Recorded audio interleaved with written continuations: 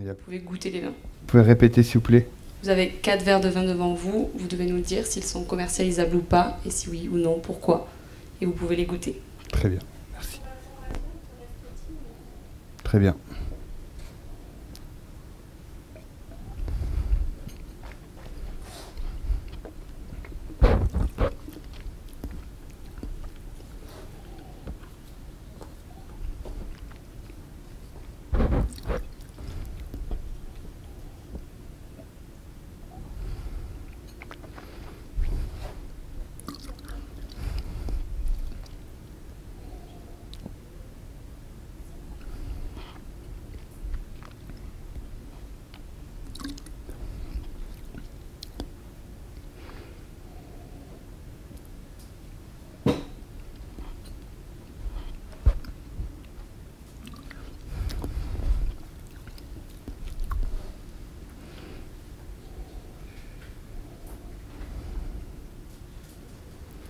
Les verres numéro 1 et numéro 2 sont commerciables. Et c'est des vins qui sont finis, à belle maturité, toujours sur la fraîcheur. Les verres numéro 3 et numéro 4 ne sont pas commerciaux. Ils sont plats, ils n'ont aucun relief.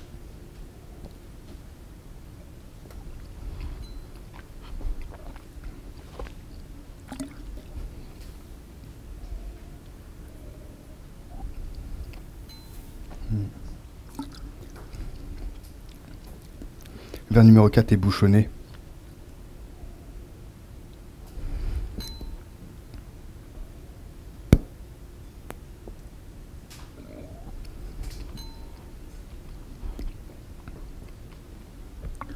Voilà pour moi. Et le numéro 3 est assez plat, il n'a pas de relief, il n'est pas très appréciable. Merci. Je vous en prie. Merci monsieur. Avec plaisir. Merci à vous. Nous allons vous demander de faire l'analyse sensorielle complète du vin qui est dans cette bouteille. Oui. Avec le verre qui est sur le guéridon là. Là. Pardon. Voilà. Parfait. Merci monsieur. Merci beaucoup.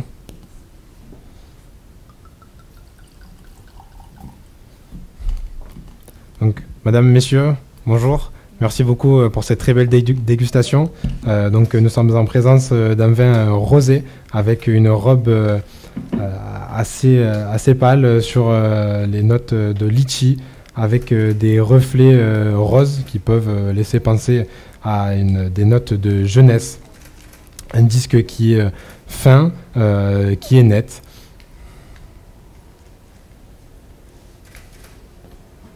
Les larmes, quant à elles, sont assez fines et s'écoulent rapidement le long de la paroi du verre, ce qui peut nous laisser penser à un support alcooleux assez moyennement présent. Donc c'est un visuel qui est assez appétant et qui me donne envie d'aller un petit peu plus loin dans la dégustation. Le premier sans aération est ouvert et s'offre à moi sur un bouquet sur des notes florales. Également, des fruits rouges s'expriment.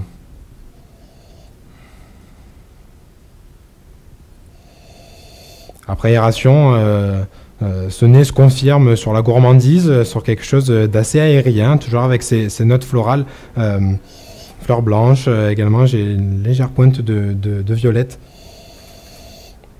Les fruits rouges dont je vous exprimais précédemment se confirme sur la groseille juste fraîche, la fraise des bois également. Une fraise écrasée, voilà, vraiment dans quelque chose d'assez appétant, de très gourmand. Donc c'est un nez qui est d'une belle complexité avec une certaine finesse qui me donne envie d'aller un peu plus loin dans la dégustation.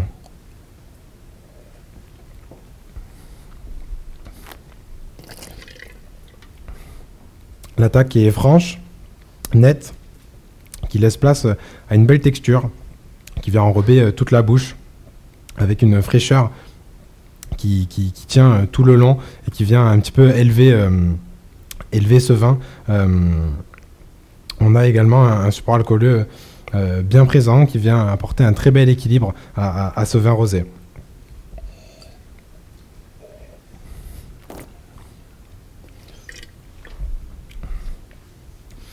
La fin de bouche est saline, légère note iodé. La fraîcheur également s'exprime. On retrouve ces notes de fruits rouges avec la groseille, légèrement la framboise également dans la jeunesse, avec toujours cette fraise écrasée qui me saute au nez et en bouche, donc un bel aromatique. En termes de persistance aromatique, c'est moyen, entre 3 et 4 caudalie. Donc pour conclure, nous sommes sur un vin avec un très bel équilibre, une gourmandise qui s'exprime, mais portée par une belle fraîcheur dans sa structure.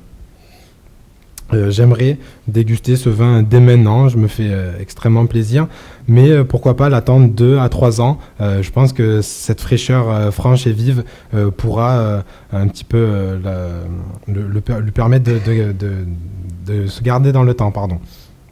Je servirai ce vin entre 8 et 10 degrés dans des verres à blanc universal de la marque Spiglo, sans carafage au préalable, juste une ouverture à la bouteille. Je pense qu'il sera dans la meilleure des conditions. J'aimerais proposer à mes clients, avec ce vin, pourquoi pas un tartare de thon rouge, quelque chose d'assez gourmand. On rentre dans la saison estivale avec un filet de jus de citron, un petit peu d'huile d'olive et pourquoi pas y mettre quelques baies, quelques fruits rouges pour rapporter ce côté légèrement juteux à la chair de ce thon rouge et gourmand. Également, de plus en plus de nos clients sont végétariens. C'est de notre devoir de répondre à leurs attentes.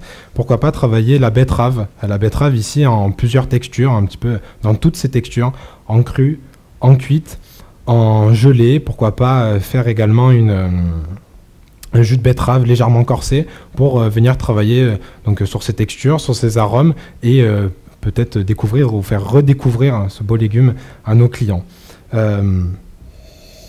Également, pour quelque chose d'un peu plus gourmand, d'un peu plus charnu, j'aimerais proposer un pressé de rable de lapin avec une tapenade à l'olive noire.